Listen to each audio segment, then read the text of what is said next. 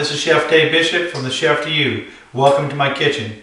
Today I'd like to show you how to make a roasted turkey. Before we start seasoning our turkey, let's talk about a little bit of food safety. Always remember, when you get a turkey, you want to thaw it out in the refrigerator. Do not thaw it out on the counter. That's one rule you got to remember all the time. You can thaw it out underneath cold running water, constantly moving cold running water.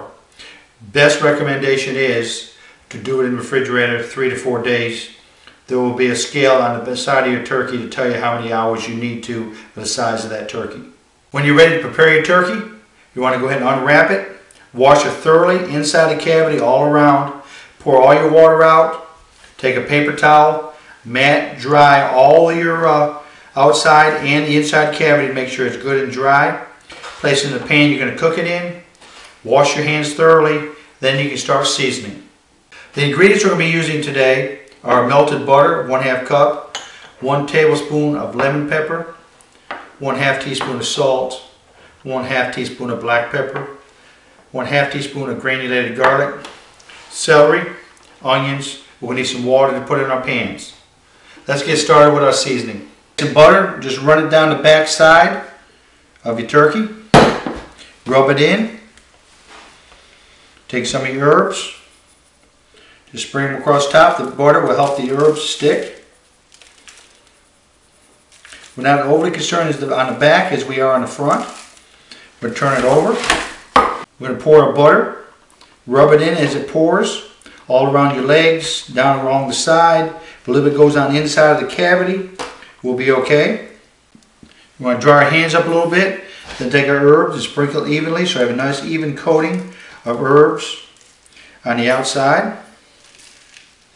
Once all the herbs are around, you want to go ahead and rub the turkey. Make sure all the herbs are kind of spread all around the turkey, maybe areas that were hard to get to start with.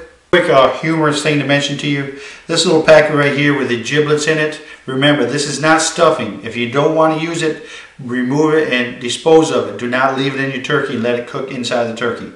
Our next step is we're going to take some celery sticks, stick them inside of our cavity, push them all the way back inside. About 10 or 12 sticks will be fine. Then we'll take some onions, some yellow onions, diced and peeled. Stick those in the cavity. What this does, it helps with the moisture, to keep our turkey moist. Also helps with the flavor of our drippings when we make our gravy later on. Our last things before we put our turkey in the oven is we're going to take the neck, lay it down inside the pan. We'll take our gizzards and our heart, place those in the pan. We're going to need those for giblets later. I got 2 cups of water here. We're going to pour in the bottom of the pan. Turkey's ready to go in the oven. We have a few options at this point. We can take foil, wrap it tight, bake it for the first hour, let some of the steam cook our turkey, and then uncover and let it brown the rest of the way. This is a small 10-pound turkey, so what I'm going to do is I'm going to cook it at 325 for 2.5 to 3 hours for the internal temperature to be 165 uncovered because I'm looking for a nice golden brown crust on this. So let's go ahead and place this in the oven.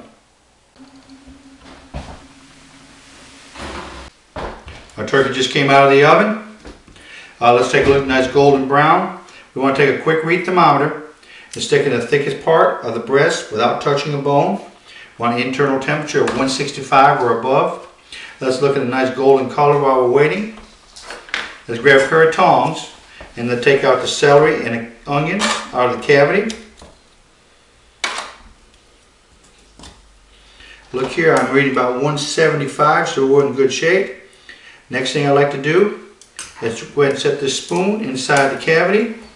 Take a pair of tongs in the back. We're going to drain a liquid that might be inside. We're going to take it over very slowly over to the platter. A couple more things I'd like to mention to you before we leave today. Allow your turkey to sit for 15 to 20 minutes to allow the juices to settle so the carving will be nice. Please watch my video on how to carve a turkey.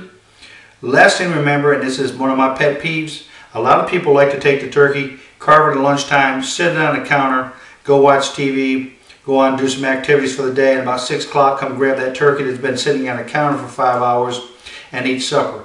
That is something you do not want to do. When you get done with your turkey after the meal, please put it in the refrigerator, bring it back out and rewarm it, but don't leave it out at room temperature for more than an hour. Chef Dave Bishop, cooking and teaching. Until next time, may God bless.